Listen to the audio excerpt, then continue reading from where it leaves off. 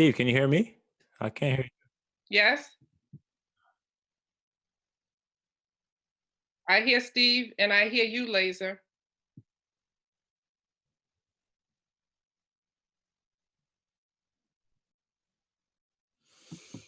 you.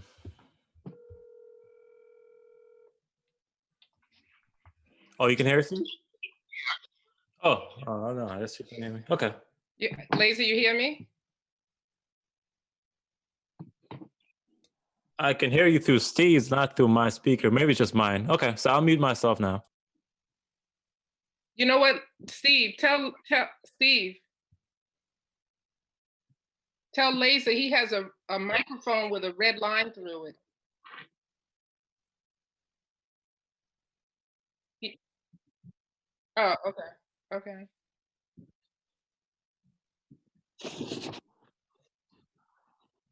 Okay. Yes.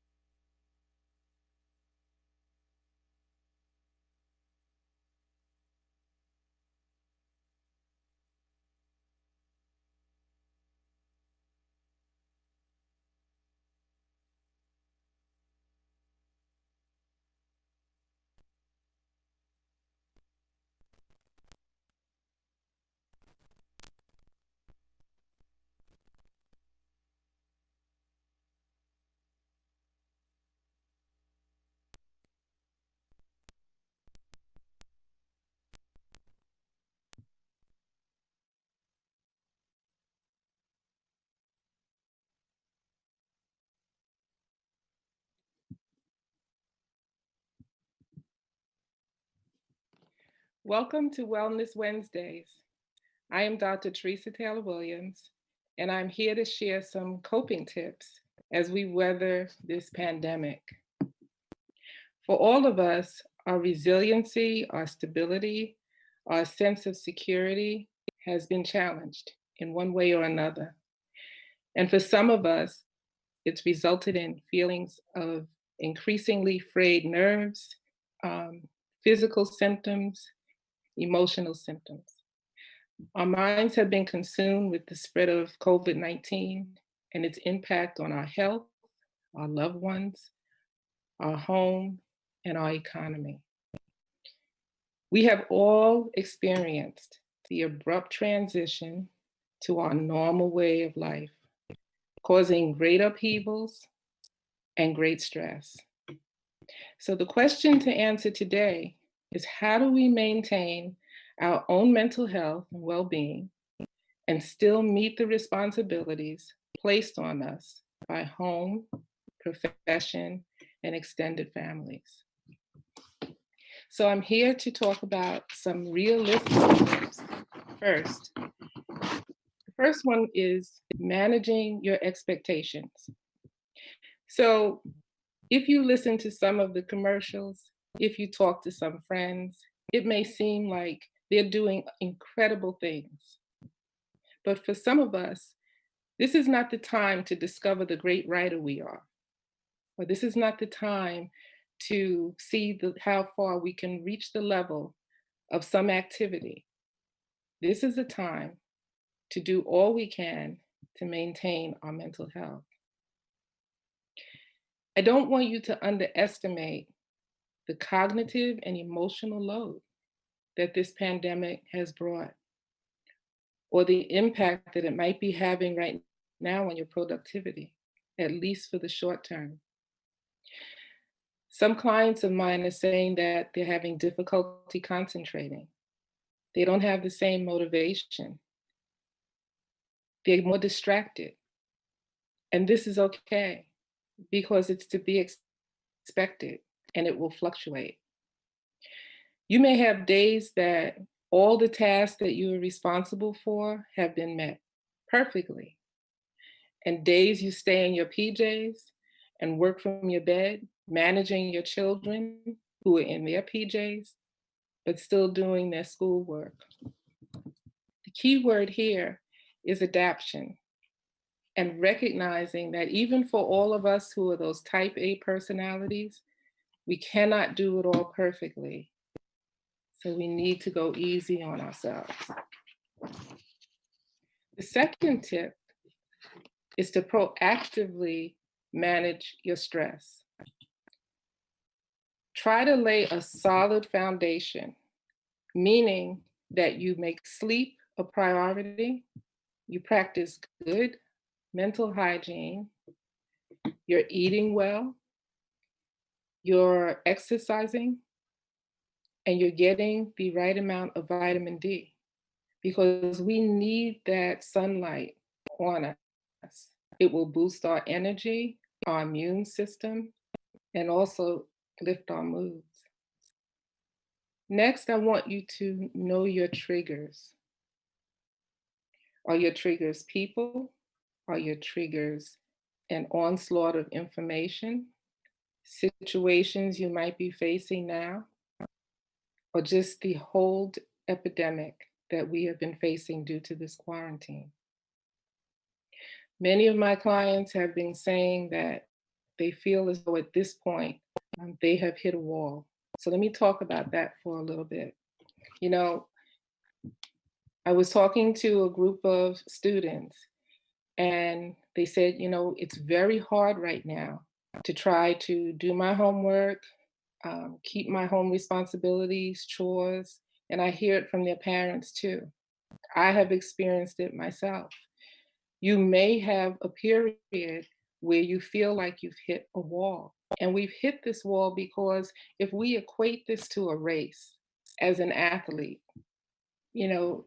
coming out of the blocks, we hit the ground running in order to get our lives back together in some semblance, in order to adhere to the restrictions, in order to keep our children on the right path, in order to sign on and be responsible for monitoring remote learning.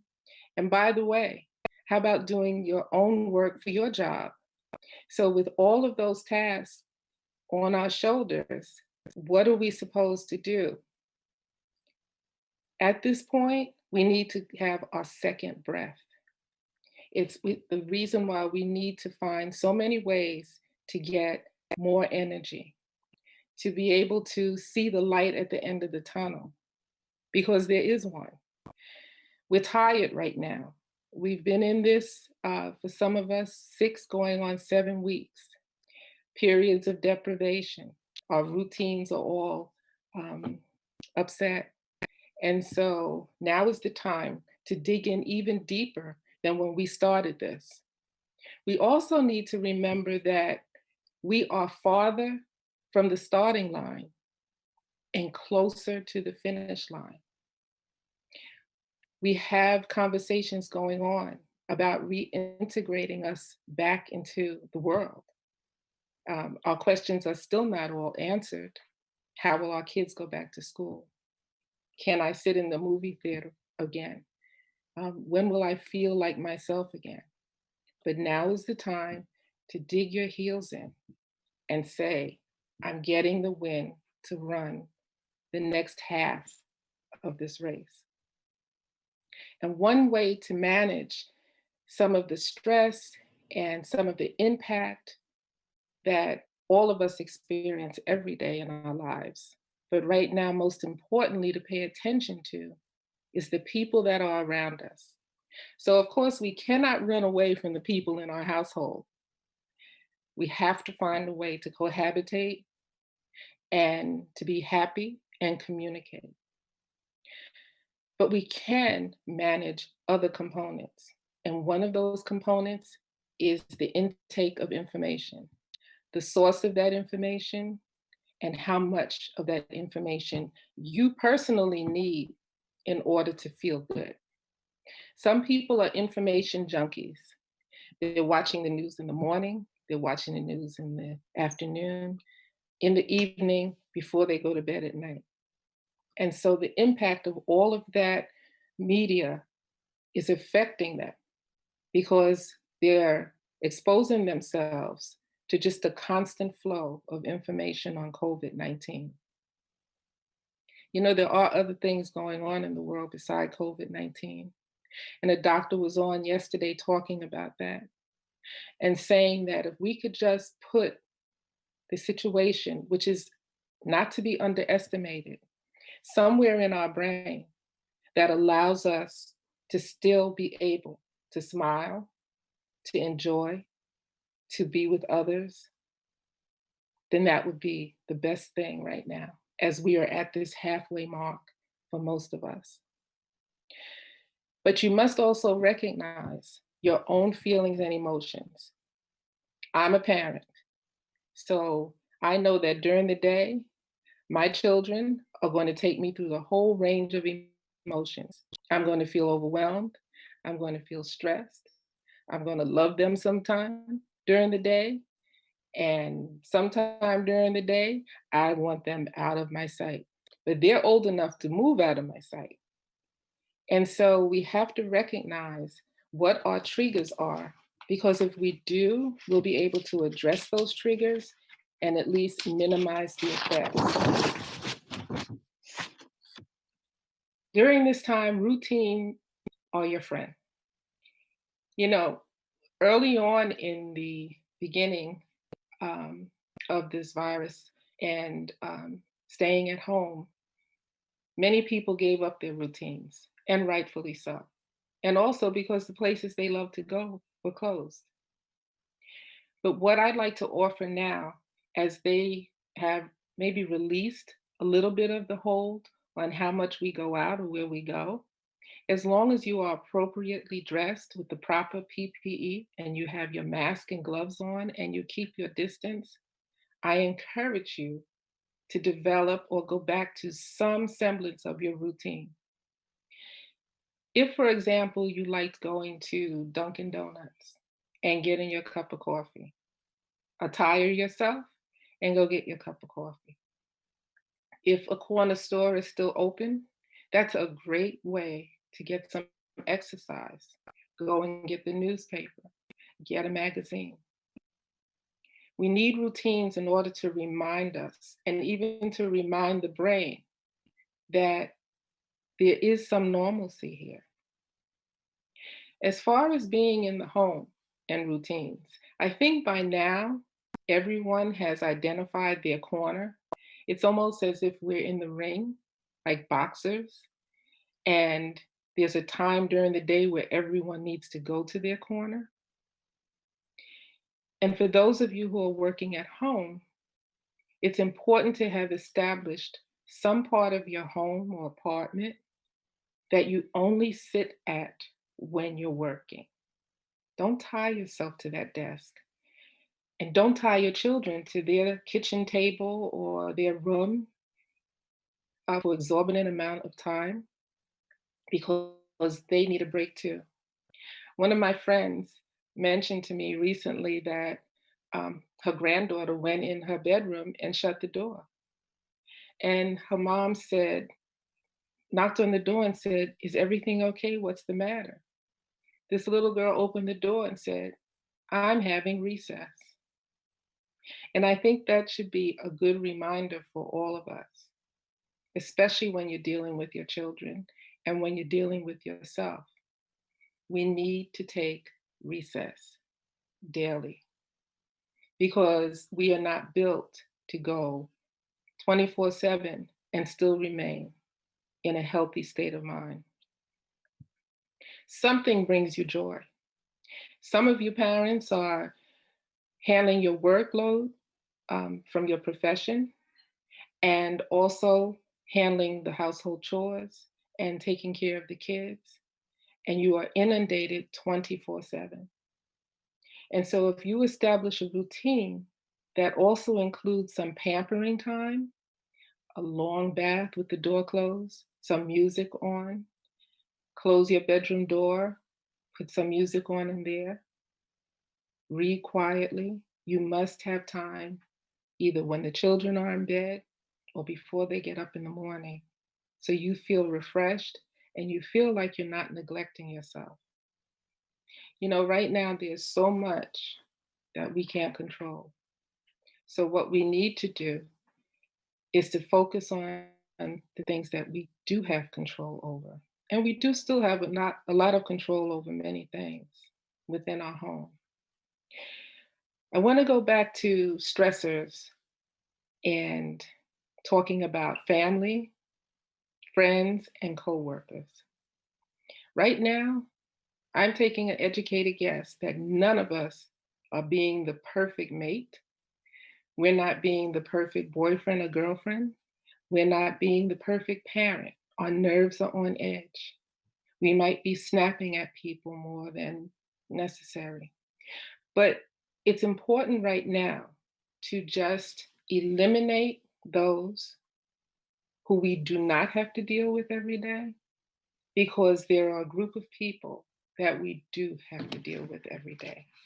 And so we need to be able to manage our stress by also managing the people on the outside of our homes that may add additional stress by bringing in the panic to you.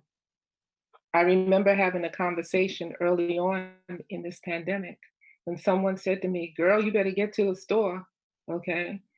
Toilet paper's flying off the shelves." What? And I didn't believe her. And I took my slow time going to the supermarket, and to my surprise, no toilet paper.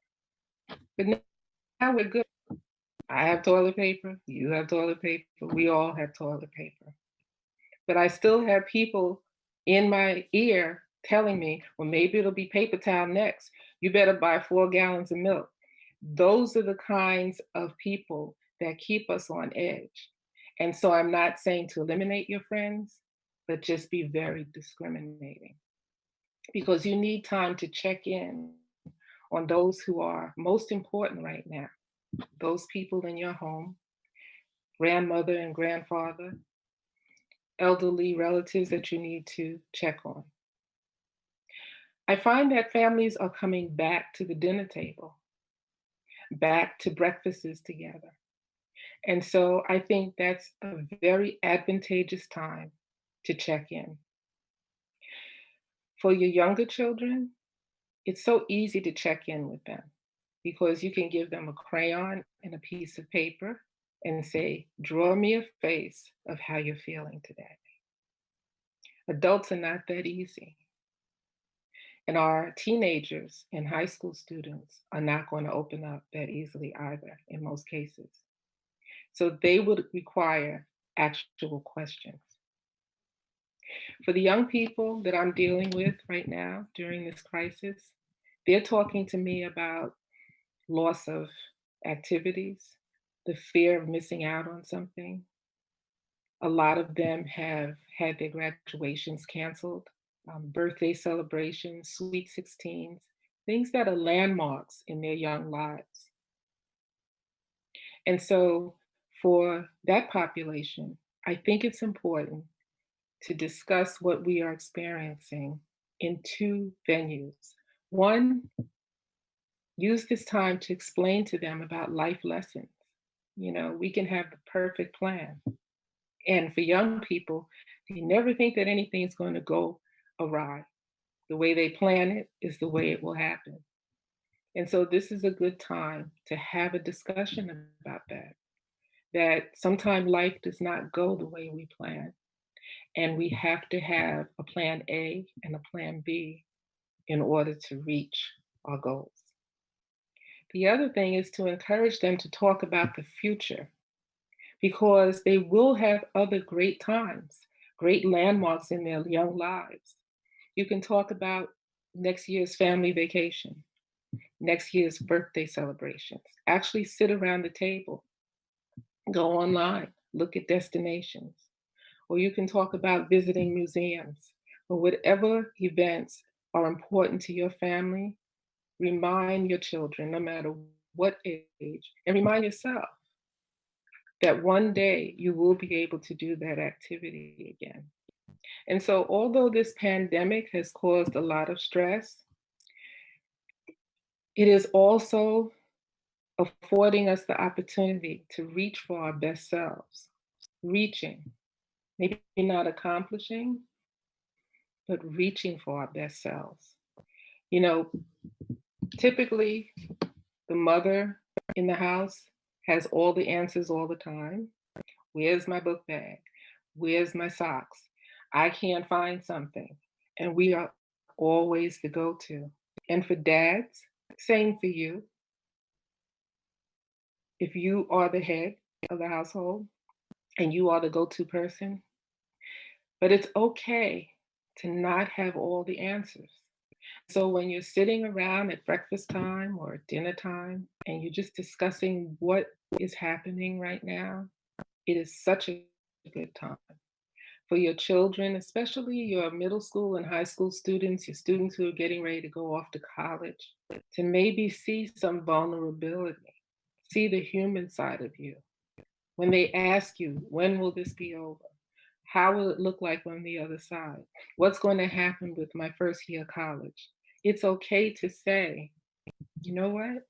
I don't have the answer to that. But in that same breath, reassuring them that we will work through to get an answer for you.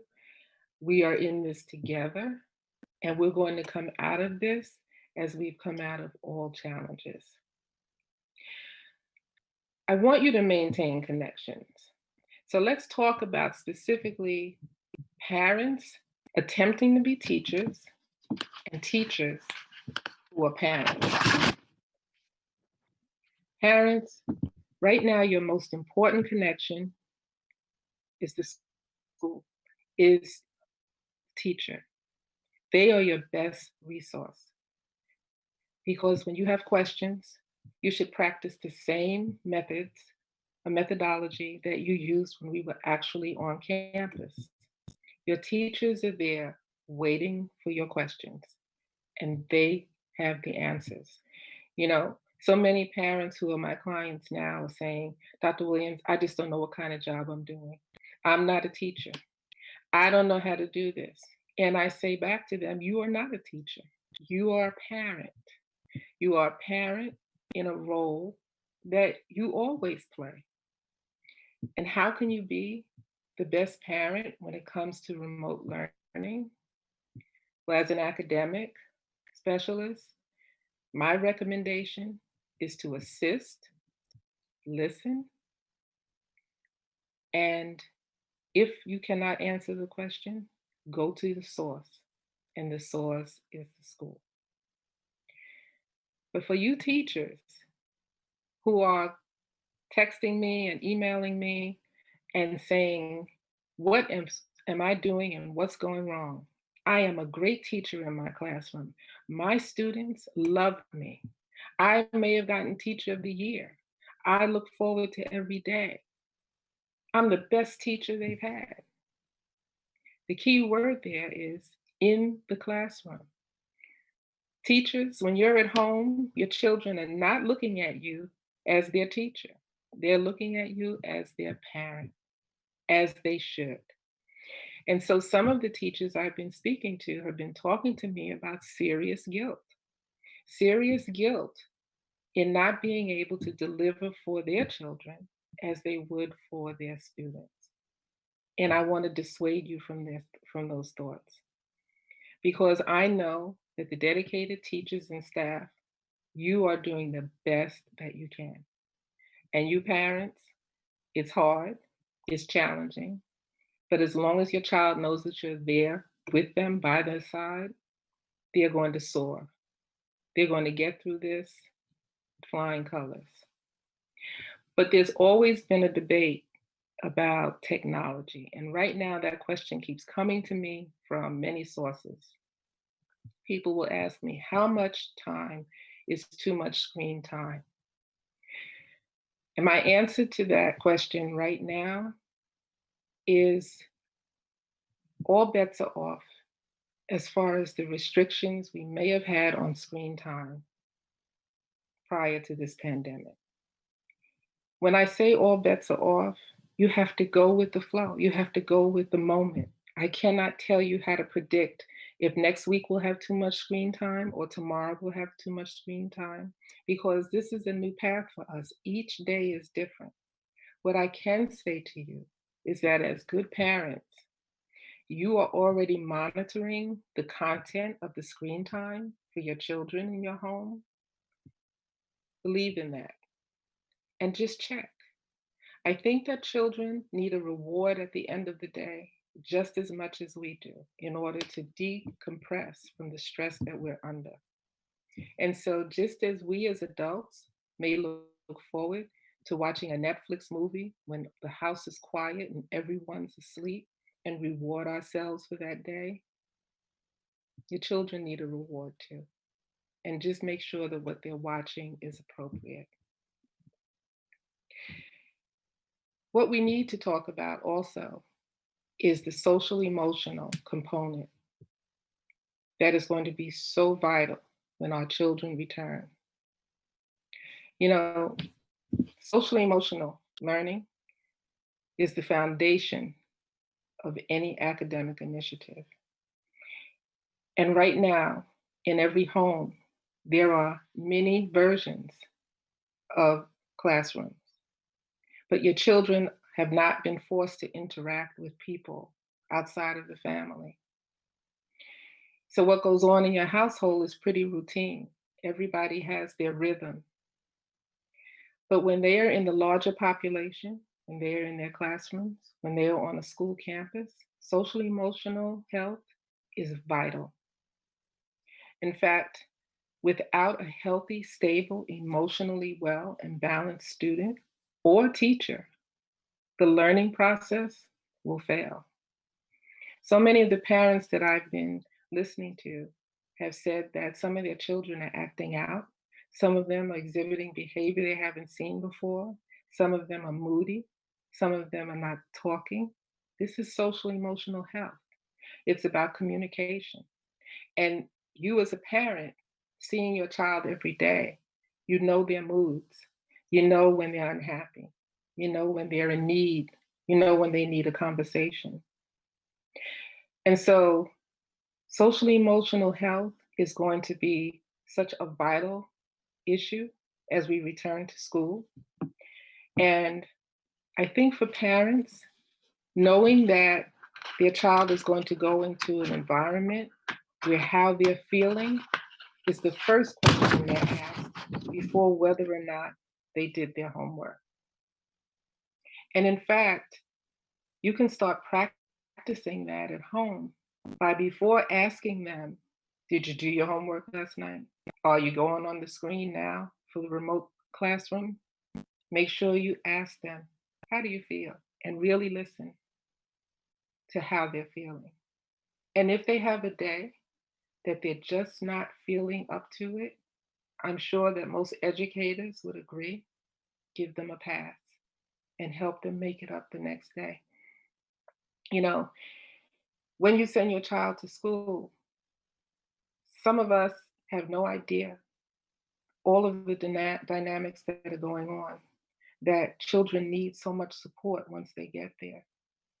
And I've been focusing this conversation today on children who are coming from happy, healthy, loving households, which I hope you are all blessed to have. But we also have to think about those children where school is an escape, where when they get there, they need to speak to someone, that they need to know that they can trust someone. And that's what social emotional learning is about. And I am encouraged when I hear that school districts have a substantial plan in place for social emotional health when we return to a normal school day. Because each one of us, no matter how young, how old, has a story. We all have a story that's going to emanate from the experiences we had during COVID-19. Excuse me. And so I'm thinking back to last year when the state mandated and New York City schools mandated that social emotional planning needed to be in every classroom, in every part of every curriculum, teachers trained in it. I wonder if they realized when they mandated that, how much we would need it now. One academic has said that social emotional programming is the ground floor of your school building, the foundation of your schoolhouse, and that without it, the institution crumbles. Most importantly, if parents know the social emotional readiness is there the first day they send their children off to go back into the school system, they will be more at ease. So I want to assure parents as I close that you are doing a great job. I want to assure teachers that I know your dedication has been such an attribute to all of the children who are engaging in remote learning. I want to speak to the administrators and say that you are keeping it all together. Those of you who are support staff, you are also a great part of this picture. And I want to say to the students who may have signed on today, I encourage you to stay the course. We are proud of you. You have so much to look forward to. And I want to leave you with this final message that we will get through this. This has been a hurdle. It's been a temporary situation. And one day we will look back on this and hopefully have learned so many lessons, so many life lessons, and come out better on the other side. Thank you for joining me today.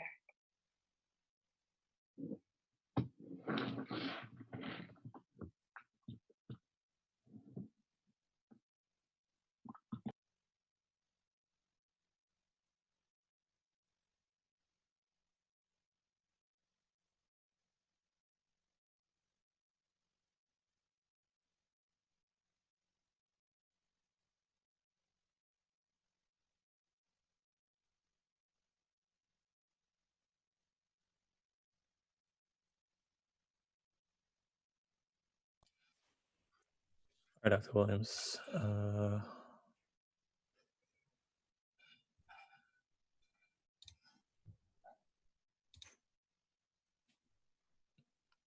Steve, I'm going to sign out.